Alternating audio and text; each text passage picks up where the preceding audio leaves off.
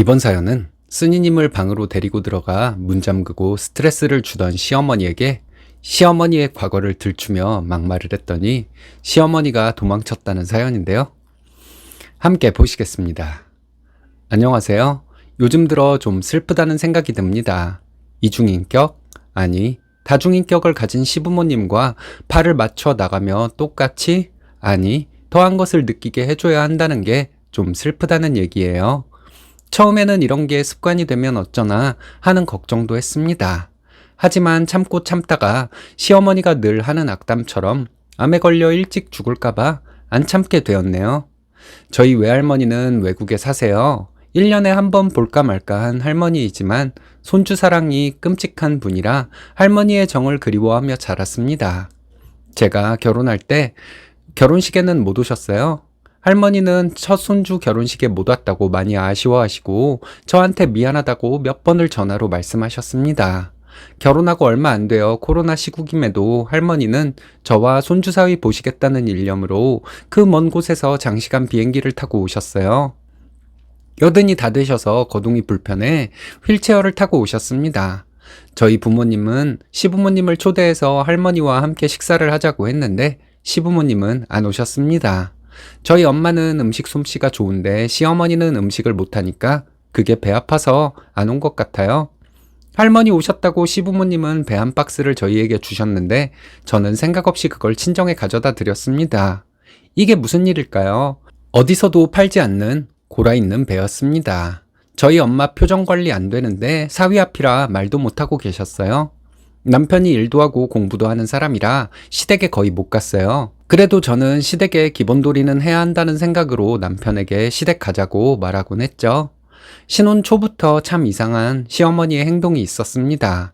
다 같이 있을 때는 일반인과 다를 게 없는 시어머니인데 다들 모여 있는 곳에서 혼자 벗어나 저에게 손짓을 합니다. 가보면 방으로 저를 데리고 가서 방문을 잠갔어요. 낮이어도 불을 켜지 않으면 좀 침침하잖아요. 그렇게 방으로 저를 데려가서 시어머니는 저를 기분 나쁘게 하는 말들을 늘어놓았습니다. 한 번은 친정부모님은 건강하냐 묻는 말로 시작을 하더군요. 건강하시다고 대답했더니 사람은 언제 갈지 정해진 것이 아니라며 설교를 시작합니다. 뜨거운 거, 짠 거, 자극적인 거 먹으면 오래 못 산다고 합니다. 앉는 습관도 암에 영향을 미친답니다. 고기도 먹으면 안 되고 야채 위주로 먹어야 한답니다. 시어머니 말씀은 마치 우리가 너네 부모보다 나이가 많지만 너네 부모가 우리보다 일찍 죽을 거야? 이 말처럼 들렸어요. 뜬금없이 이런 말들을 늘어놓았습니다. 너무나도 뜬금없는 주제들이라 저는 어떤 피드백도 할 수가 없을 정도였죠. 한 번은 방에 저를 데리고 들어가더니 갑자기 어두운 표정으로 시어머니는 우리 아들이 이런 여자 좋다고 했구나 이러면서 한숨을 쉬더군요. 그리고는 본인이 아들에게 소개해 주었던 여자들 자랑을 1시간 넘게 시전했습니다. 어떤 여자는 명망 있는 정치계 집안의 딸이었고 어떤 여자는 의사였고 배경도 좋은데 직업도 좋은 여자들이었고 건강하고 예쁜 데다가 지적인 여자들이었는데 아들이 싫다고 했던 것이 너무 아쉽다고 그리고 결혼한다고 결정한 것이 저였다는 얘기를 하며 한숨을 쉬더라고요. 그런 여자들이 오빠한테 시집 오겠다고 했다고요? 이렇게 물었더니 시어머니는 한숨을 쉬며 그랬다고 하더군요. 그런 여자들을 놓친 것이 너무 아쉽답니다. 이런 황당한 일을 태어나서 처음 겪는 것이라서 시어머니 말씀을 듣고만 있었네요. 남편에게 물어보니 시어머니가 소개해 주었던 여자들은 허세만 가득한 여자들이었다고 합니다.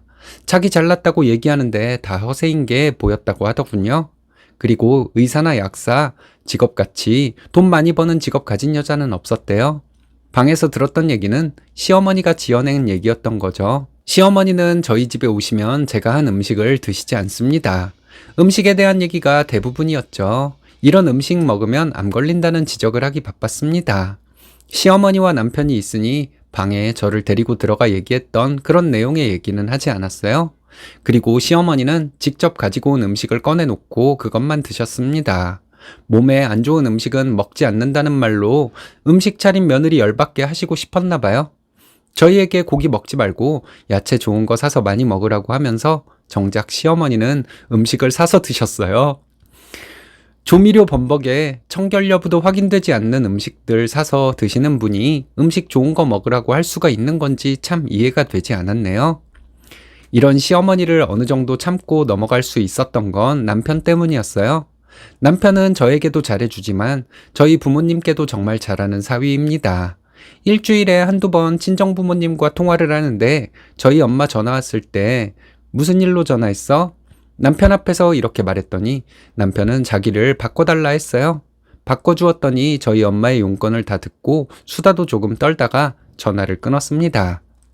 그리고 저에게 엄청 면박을 주었어요. 엄마가 전화했는데 무슨 일이야 하고 묻는 자식이 어디 있냐고요?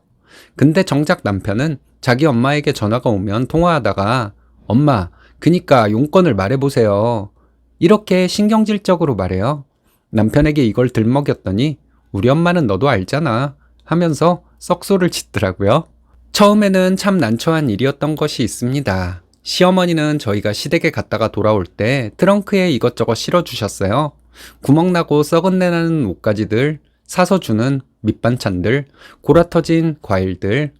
처음에는 이걸 어쩌나 하며 고민했는데 언젠가부터 싣고 와서 집에 올라오기 전에 다 버리고 집으로 올라왔습니다. 마음이 편하더라고요. 한 번은 시부모님과 외삼촌 댁에 다녀왔어요. 외삼촌은 시어머니의 오라버니 되시는 분이신데 외삼촌과 외숙모님 두 분 모두 참 좋은 분이십니다. 그날 사촌 형님들 둘이 있었고 저와 셋이서 수다 떨며 즐거운 시간을 보냈어요. 외삼촌 내외분과 저희 시부모님은 식탁에 앉아서 대화를 나누셨고요. 그 후에 시댁에 갔는데 시어머니는 저를 손짓으로 부르시고는 방으로 데리고 들어가 방문을 잠그고 외삼촌 댁에서 형님들과 무슨 얘기를 나누었는지 솔직하게 다 말하라고 하셨습니다. 그냥 여자들이 수다 떠는 이야기들이었다고 했더니 세세하게 말해보라네요. 기억나는 대로 말씀드렸습니다. 안 그러면 거기서 못 나올 것 같아서요. 다음날 형님 중 한 분에게 전화가 왔습니다. 시어머니가 외삼촌 댁에 찾아오셨다더군요. 형님에게 그날 저와 무슨 얘기를 했냐고 닥달했대요. 형님은 저희 시어머니 성격을 알기에 아무 말도 하지 않았답니다. 그리고 형님은 저에게 많은 얘기를 해주었어요. 시어머니의 더러운 과거와 행실들, 교회에서 교인과 바람이 났었다는 것이었어요. 상대 남자도 유부남이었다고 합니다. 시아버지는 명확한 증거가 없어서 덮고 넘어가기로 했지만 교회에서는 소문이 나서 지금 다니는 교회로 옮기게 되었답니다. 이 얘기 듣고 좀 설레이더라고요. 나중에 외삼촌 내외분에게 들은 말이 이거예요. 조심스럽게 저에게 이렇게 말씀하셨습니다. 너네 시어머니 이상하니까 너는 네 신랑만 꽉 잡고 네 편 만들고 살아라. 땡땡이는 어렸을 때부터 봐왔는데 내 조카지만 버릴 게 없는 녀석이다. 이렇게 말이죠. 시부모님이 다니는 교회에서 찬송가 반주를 해달라고 부탁했는데 저는 거절을 했었어요. 제가 다니는 교회에서도 하지 않는 반주를 시부모님 다니는 교회까지 가서 반주를 할 수는 없잖아요. 그러던 차에 신우가 반주를 하게 되었는데 시어머니는 어찌나 자랑을 하던지 본인 딸이 세상에서 피아노를 가장 잘 치는 것처럼 얘기하더라고요. 요즘 반주를 굳이 사람이 하지 않아도 되는데 말이에요. 근데 시부모님이 다니는 교회에서 남편을 통해 저한테 반주를 해달라는 부탁이 들어왔습니다. 저는 싫었지만 시어머니 때문에 반주를 하겠다고 했죠. 그리고 그 교회에 가서 반주를 하고 교인들을 비롯해 목사님, 장로님들에게 엄청 칭찬받았습니다. 시부모님은 그날 하루 종일 불편한 표정이었어요. 다음날 시댁에 갔다가 시어머니가 저를 또 방으로 끌고 가셨습니다. 그때 저는 시어머니 때문에 너무 스트레스 받아서 이제는 못 참는다. 이에는 이, 눈에는 눈이다. 나도 성질 있다는 거 보여줘야겠다. 이런 생각을 하고 있는 때였거든요. 시어머니는 방에서 말씀하시길 제가 교회에 반주를 하러 간 것은 잘못이랍니다. 신우가 반주를 했었는데 그 자리를 가족이 뺏으면 안 되는 거라더군요. 신우가 저를 가족으로 생각하고 있다는 걸 몰랐다고 했죠. 시어머니는 벙찐 표정으로 저를 쳐다보더라고요. 교회에서 반주자가 꼭 필요하다고 했고 몇 주간 신우가 못 나온다고 부탁하길래 가서 반주를 해준 것이라고 했습니다. 어머님과 아버님을 봐서 반주를 했던 것인데 그게 뭐가 잘못이냐고 반문을 했죠. 시어머니는 할 말이 없는지 조카 며느리들에게 시댁 욕을 하면 안 된다고 하시더군요. 없는 데서 사람 험담을 해도 다 돌아서 들어오게 돼 있다는 얘기였는데 알고 보니 제가 시어머니 험담한 것을 사촌 형님들에게 들었다는 것이었습니다. 형님들에게 다 들었지만 이번은 그냥 넘어가겠다고 하며 인심을 쓰시더군요. 저는 형님들에게 시부모님 흉을 본 적이 없다고 말했죠.